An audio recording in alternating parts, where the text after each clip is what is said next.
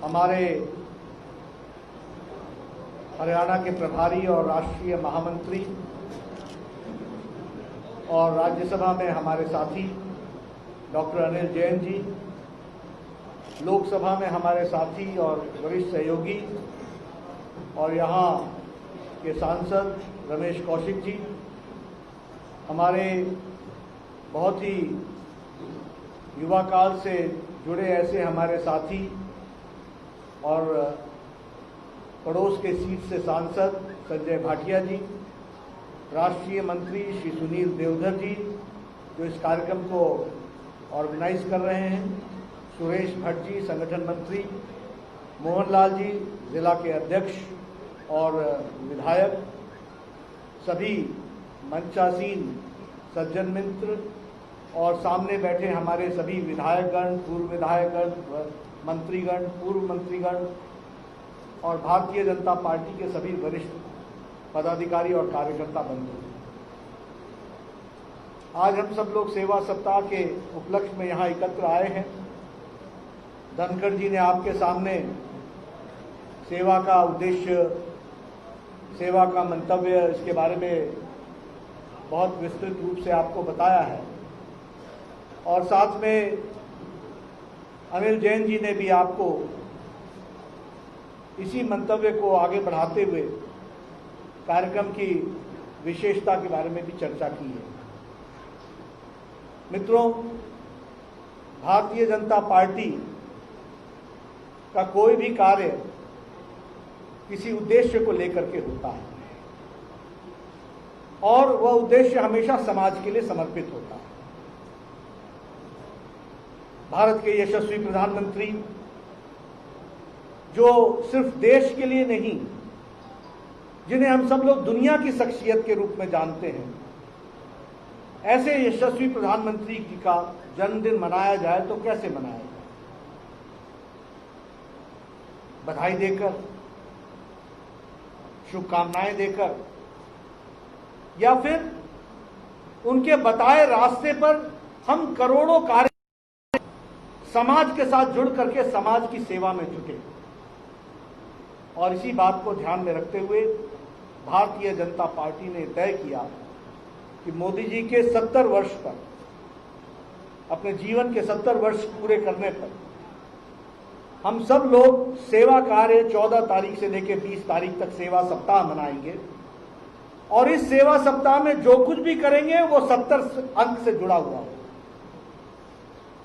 फिर चाहे वो प्रदर्शनी लगनी है तो 70 जगहों पर, फिर चाहे रक्तदान होना है तो 70 स्थानों में, प्लाज्मा डोनेट होना है तो 70 स्थानों पर। कोशिश यह हो कि रक्तदान हो तो कम से कम 70 हो। अगर वृक्षारोपण होनी है तो जिले में कम से कम 70 स्थान पर, और वृक्ष भी लगने हो तो कम से कम 70 स्थान पर लगे।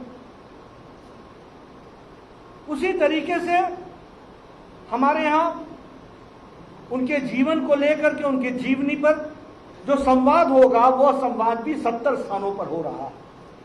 और करोड़ों भारतीय जनता पार्टी के कार्यकर्ता, जैसे आप यहां पर सेवा कार्य कर रहे हैं, ऐसे ही करोड़ों करोड़ों कार्यकर्ता लाखों स्थानों पर इस काम को कर रहे हैं, सेवा सप्ताह मना रहे हैं। ये हमको ध्यान रखना है। और मित्रों, ये आवश्यक भी है क्योंकि मोदी जी का व्यक्तित्व एक राजनीतिक व्यक्तित्व ही अकेला नहीं है, उनका सामाजिक पक्ष बहुत बड़ा है। आप उनकी जीवनी पढ़ेंगे तो आपके ध्यान में आएगा कि कोई बच्चा जब स्कूल में कोई किताब, टॉफी, कपड़े यह लेने के लिए आतुर रहता होगा, तो ऐसे समय में नरेंद्र मोदी थे जिन्होंने अपने साथियों के पास, जिनको फीस देने की पैसा नहीं था, उनको अपने इनाम में से मिला हुआ पारितोषिक, उससे पैसा देकर के उनकी पढ़ाई की व्यवस्था दी थी। यह उनका बचपन है।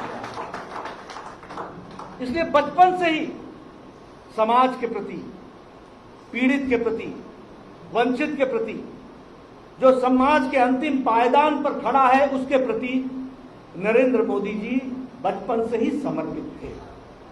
और इसी साधना को लेकर के उन्होंने अपने जीवन को शुरू किया। और जब हम उनके जीवन को देखते हैं तो हम यह कह सकते हैं कि इन्होंने अपने जीवन को इस तरीके से जिया और इस तरीके के कार्यक्रम किए जिसमें गरीब, शोषित, वंचित, पीड़ित, दलित यह सब लोगों को ताकत मिल सके और मुख्य धारा में शामिल हो सके, इस तरीके की योजनाओं को बना करके किया। सिर्फ आर्थिक मदद ही नहीं दी, आर्थिक मदद के साथ साथ आर्थिक तरीके से कैसे उसको खड़ा किया जा सकता है, इसकी चिंता नरेंद्र मोदी जी ने की। अब कोई उनके कार्यक्रम को उठा के देखें, क्या कारण था कि 70 साल तक इस भारत की आजादी के बाद 18,000 गांव बिजली के बगैर थे। 18,000 गांव, उनको मोदी जी का क्यों इंतजार था? और मोदी जी के आने के बाद मोदी जी ने कहा 1000 दिन में ये 18,000 गांवों को बिजली से युक्त कर दिया जाएगा, और करके दिया यहां प्रधानमंत्री। उसी तरीके से अब आप जानते हैं गांव में बिजली का महत्व क्या है, किसी के जीवन में बिना बिजली के क्या है, क्या अंधेरा है, ये इसकी हमको पहचान है। 2.5 करोड़ ऐसे घर थे जिनको बिजली का कनेक्शन नहीं था, 2.5 करोड़। और मैं तो गांव से आता हूं, आपके यहां भी ओम प्रकाश जी यही हाल रहा होगा। पहले हमारे यहां कोई गांव में बिजली मांगने आता है तो जेई उसको कहता है तार है तेरे पास? मैं ठीक बोल रहा हूं कि नहीं? खंबा ले जाने के लिए है तेरे पास आदमी? मतलब पहले ही पल्ला झाड़ लेता था कि न तार दूंगा न खंबा पहुंचाऊंगा, एक खंबा पहुंचाने का जिम्मा तेरा और तार लाने का जिम्मा तेरा, तब जाकर के बिजली दूंगा। ये था कि नहीं था? और जब बिजली आ जाती थी तो जेई ऐसे पूछता था लग गई बिजली, जैसे बड़ा भारी एहसान किया।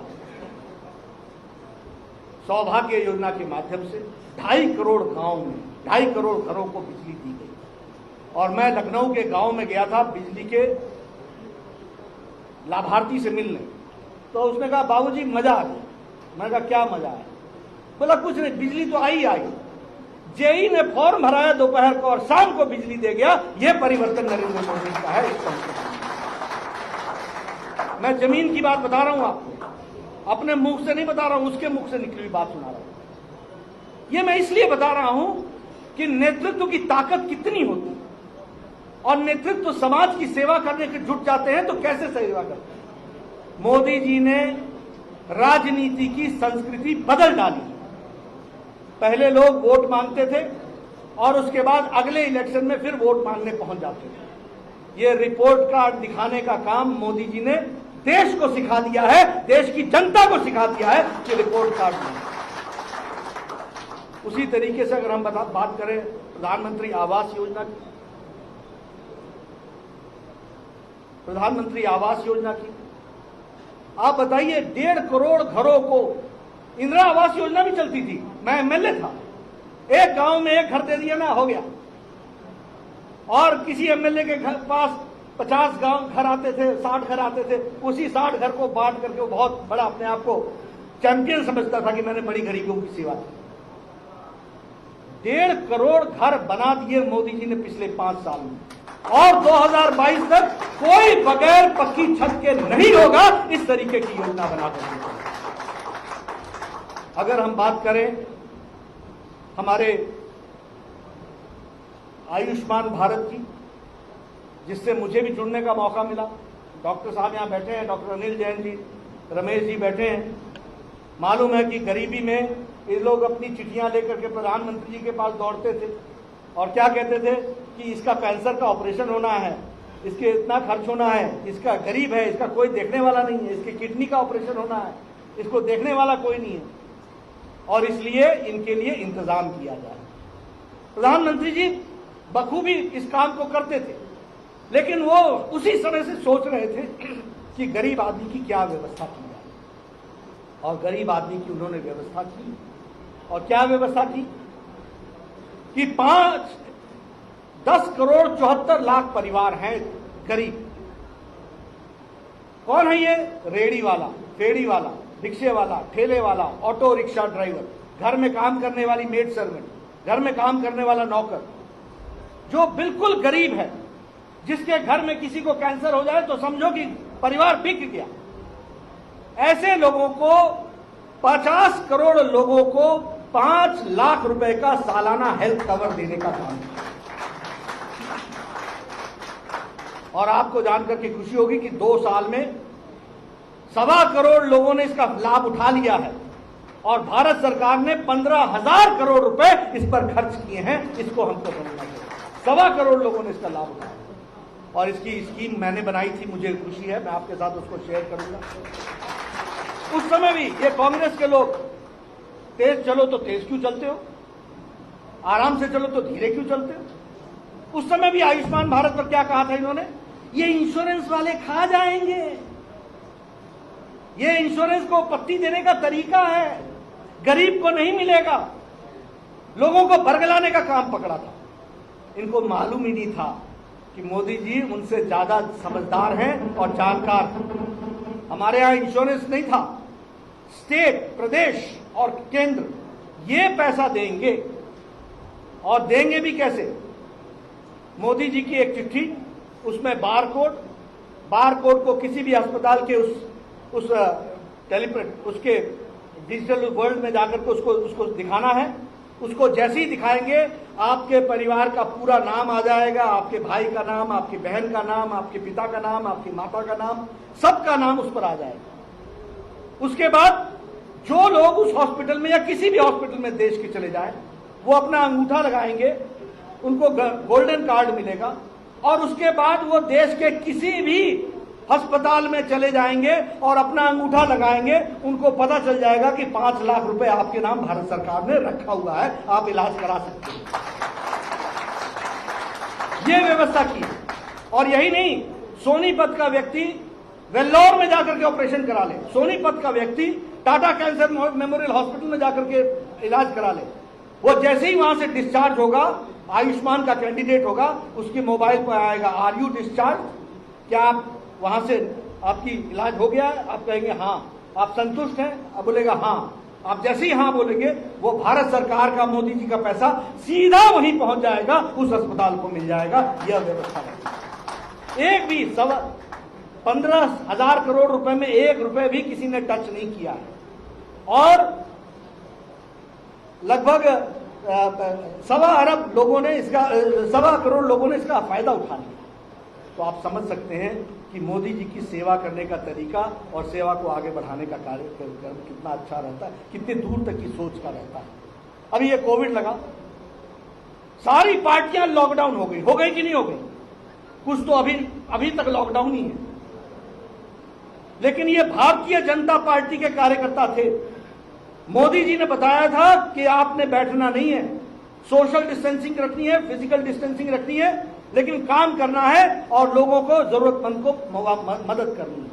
मुझे खुशी है हमारे कार्यकर्ताओं ने 25 करोड़ फूड पैकेट्स बांटे, 25 करोड़, 5 करोड़ राशन बांटा महीने का, लगभग 1 करोड़ से ज्यादा मास्क बांटे, सैनिटाइजर बांटे। भारतीय जनता पार्टी का कार्यकर्ता एक भी नहीं रुका। और मोदी जी ने कोविड के दौरान सिर्फ इतना ही नहीं किया, उन्होंने यह भी किया कि अगर हेल्थ इशू को एड्रेस कर रहे हैं तो हेल्थ के साथ साथ इकोनॉमिक इशू को भी एड्रेस किया। मैं आपके सामने बताना चाहूंगा, जब पाश्चात्य देश जो स्वास्थ्य में हमसे बहुत अच्छे थे, उनकी स्वास्थ्य व्यवस्थाएं चरमराने लगी, लड़खड़ा गई, असहाय हो गई, वो फैसला नहीं कर पाए कि लॉकडाउन करें कि इकोनॉमी को संभालें। लेकिन मोदी जी ने एक बोल्ड डिसीजन लिया, जान है तो जहान है, और लॉकडाउन लगाया।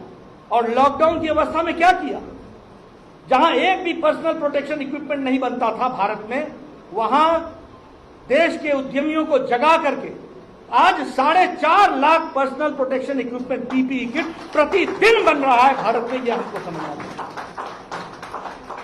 वेंटिलेटर एक भी नहीं बनता था, बाहर से मंगवा रहे थे, आज 3 लाख वेंटिलेटर बने हैं, 3 लाख। उसी तरीके से एक भी कोविड का हॉस्पिटल नहीं था, आज 1600 से ज्यादा कोविड के हॉस्पिटल हैं, आज 12 लाख से ज्यादा बेड्स हैं, आज 50,000 से ज्यादा वेंटिलेटर युक्त बेड्स हैं, आईसीयू बेड्स, ये देश को तैयार करने का काम मोदी जी ने किया। और फिर कहा जान है और जहान भी, जान भी रहेगी जहान भी रहेगी। तब लॉकडाउन धीरे धीरे उठाया, और लॉकडाउन उठाया तो उसके साथ साथ आर्थिक व्यवस्था भी की। बताइए, 20 करोड़ बहनों को उनके खाते में 500-500 रुपए 3 महीने तक पहुंचाया कि नहीं पहुंचाया? 1,500 रुपए, ताकि उनका चूल्हा जलता रहे। 8 करोड़ बहनों को मुफ्त के 3 सिलेंडर 3 महीने तक दिए कि नहीं दिए, ताकि उनका चूल्हा जलता रहे। 80 करोड़ की जनता को मार्च महीने से लेकर नवंबर महीने तक 5 किलो चावल या 5 किलो गेहूं और 1 किलो दाल की व्यवस्था मोदी जी ने की है। ये ठीक बोल रहे थे धनखड़ जी और अनिल जैन जी कि एक पूर्व प्रधानमंत्री बोलता था कि 1 रुपया भेजते 15 पैसे पहुंचते, और एक प्रधानमंत्री ने उस समय जब जनधन के खाते खोलने की बात कर रहे थे तो लोग मजाक उड़ाते थे, क्या मोदी जी ने पकड़ा जनधन खाता, क्या खाता? अरे इस जनधन खाते ने हमारे देश के 8 करोड़ 60 लाख किसानों के खाते में 2,000 रुपए किसान सम्मान निधि पहुंचाया, बहनों के खातों में 500-500 रुपए पहुंचा दिए। ये अंतर होता है सोच का। दिव्यांगजनों के लिए 1,000 रुपए उनके खातों में पहुंचा दिए, ये जनधन खाता है, इसको समझना चाहिए। और कोविड के समय में जब कोई पोस्टमैन नहीं, जब कोई पोस्ट ऑफिस की जरूरत नहीं पड़ी, सीधे खाते में पैसे गए हैं और सीधे खाते में लोगों ने पैसे निकाले। मैं एक जगह पर खड़ा था, बहनें लाइन से लगी हुई थी, मैंने कहा यहाँ क्या कोविड के दौरान ये कैसे? बोले ये अपना जनधन खाते से पैसा निकालने के लिए आए। हमें खुशी हुई कि प्रधानमंत्री मोदी जी ने जो सोचा, देखो जमीन पर कैसे साकार हो रहा है। तो ये सोच का अंतर, परिवर्तन का अंतर। और दुनिया की लीडरशिप ने कहा, doctor Tedros World Health Organization के डायरेक्टर जनरल हैं, उन्होंने कहा Modi has not only thought of health issues, he has also taken care of the economic issues of the poor and subsistence. UN General Assembly के secretary general ने कहा कि मोदी जी ने आत्मनिर्भर पैकेज के माध्यम से भारत की जनता को एक नई दृष्टि दी है, ये यूएनओ ने कहा।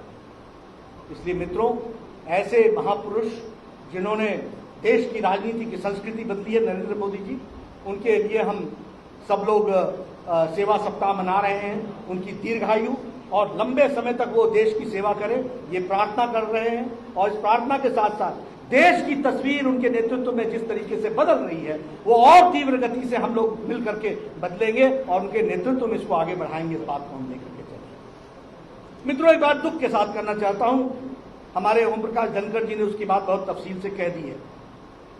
कांग्रेस पार्टी ने आज तक कोई रिफॉर्म्स लाया नहीं, न इनमें इच्छा शक्ति थी, न सोच थी, न ताकत थी, कभी सोच नहीं सकते। रिफॉर्म्स लाने का काम मोदी जी ने किया, कोई भी रिफॉर्म्स आप उठा करके देखिए।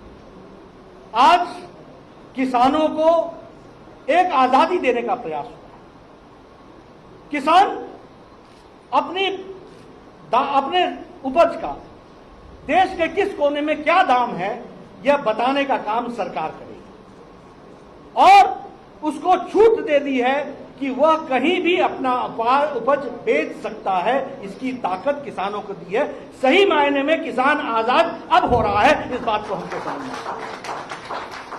लेकिन हां, इसके साथ साथ एमएसपी, मिनिमम सपोर्ट प्राइस, पहले था, है और रहेगा। हमारे प्रोक्योरमेंट सेंटर्स वैसे ही चलेंगे, और वो प्रोक्योरमेंट सेंटर्स में गवर्नमेंट जो एमएसपी तय करेगी। और यह भी आपको पता होगा, स्वामीनाथन की रिपोर्ट तो आई थी, लेकिन इंप्लीमेंट तो किया तो मोदी जी ने किया। ये 1.5 गुना दाम किसने दिया आपको? ये 1.5 गुना दाम मोदी जी ने दिया। इसलिए किसानों की जब हम बात करते हैं, ये प्रधानमंत्री किसान सम्मान निधि किसने दी? आप बताइए। आप लोग, हम सब लोग अब मध्य उम्र पर पहुंच गए हैं, युवा काल से सुनते हैं किसान नेता, किसान नेता, किसान नेता। अरे काहे का किसान नेता? क्या किया किसान के लिए? किसान का काम किया है तो मोदी जी ने पहले गुजरात में और उसके बाद भारत में किया है। इस बात को हमको समझना है। इसलिए अनाज मंडी भी चलेगी, और ये बड़ी सिंपल सी बात है। कहने लगे अनाज मंडी खत्म हो जाएगी, एमएसपी खत्म हो जाएगी। मैं कहा देखो भैया, किसान के पास एक उपज है, वो 10 रुपए की है। अगर उसको बाहर 12 में बिकेगी तो बेचेगा कि नहीं बेचेगा? तो वो अनाज मंडी नहीं जाएगा। अगर वो चीज उसको बाहर 8 में बिक रही होगी तो वो एमएसपी लेने के लिए किसान मंडी में जाएगा। तो ये आजादी, ये तो सिंपल सा मैथमेटिक्स है कि किसान विरोधी है। किसान विरोधी क्या है? किसान को आजादी दी है कि तुमको जहां अच्छा मार्केट मिलता है और हम तुमको 2 चीजें देंगे, देश की मार्केट का दाम बताएंगे और आगे अगले सप्ताह में मार्केट में दाम क्या हो सकता है यह भी तुमको बताएंगे, ताकि तुम कब बेचो इसको तय करो। मोदी जी की कितनी दूर की सोच है, समझो इस बात को। तुमको दाम आज का भी बताएंगे, अगले सप्ताह का भी बताएंगे, तुम तय करना कि तुमने 1 हफ्ता रुकना है या तुमने अभी बेच डालना है। ये तुम्हारे ऊपर डिपेंड है। तुमने मंडी में जाना है या तुमने खुद किसी खरीदार को देना है, ये तुम तय करो। इसलिए मित्रों, मैं बड़े स्पष्ट शब्दों में कहना चाहता हूं, एपीएमसी है, रहेगी, उसी तरीके से एमएसपी भी रहेगी, लेकिन हां, किसान को ये आजादी होगी कि वो अपना माल, अपना उत्पाद किसी भी देश के किसी भी बाजार में बेच सके और उसका दाम उसको मिल सके, इस बात की व्यवस्था हो। और यही नहीं, उसमें से अगर कोई डिस्प्यूट होता है तो डिस्प्यूट को संभालने की भी जिम्मा वहीं पर के मेंबर करेंगे। किसी किसान को किसी कोर्ट में जाकर के या किसी दूसरे जगह जाकर के लड़ाई नहीं लड़नी पड़ेगी, अपने घर में उसको वहां पर समाधान मिलेगा, इस बात की भी व्यवस्था की। इसलिए मित्रों, मैं एक ही बात कहना चाहूंगा, आज हम सबका सौभाग्य है, भारतीय जनता पार्टी में हम सब काम कर रहे हैं। देश का नेतृत्व प्रधानमंत्री मोदी जी के हाथों में है। देश सुरक्षित है, देश आगे मजबूती से बढ़ रहा है, इस कोविड जैसी महामारी से भी लड़ता हुआ आगे बढ़ रहा है। पूरी ताकत से देश आगे बढ़ेगा। हम सब लोगों की जिम्मेवारी है कि मोदी जी के द्वारा चलाए गए कार्यक्रमों को जमीनी स्तर पर पूरी मजबूती दे, ताकत दे और उसके साथ साथ उन कार्यक्रमों को लागू करने में जनता का साथ दें। यही आपसे मैं निवेदन करूंगा। आपने मेरी बात सुनी, आपका बहुत बहुत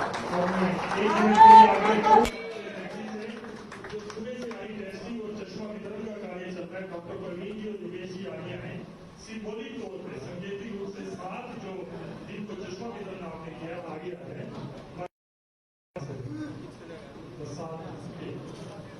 आइए बहनों को आगे आने दीजिए, रास्ता छोड़िए। रखते हुए 7 चश्मे अपने हाथों से माने राष्ट्रीय देते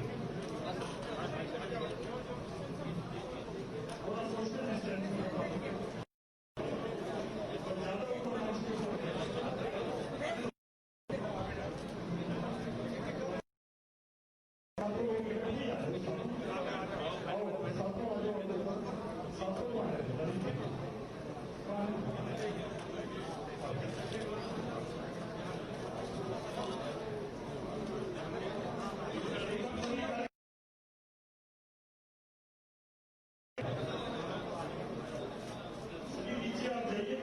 आगे सभी नीचे आ रहे हैं, सभी कार्यकर्ता नीचे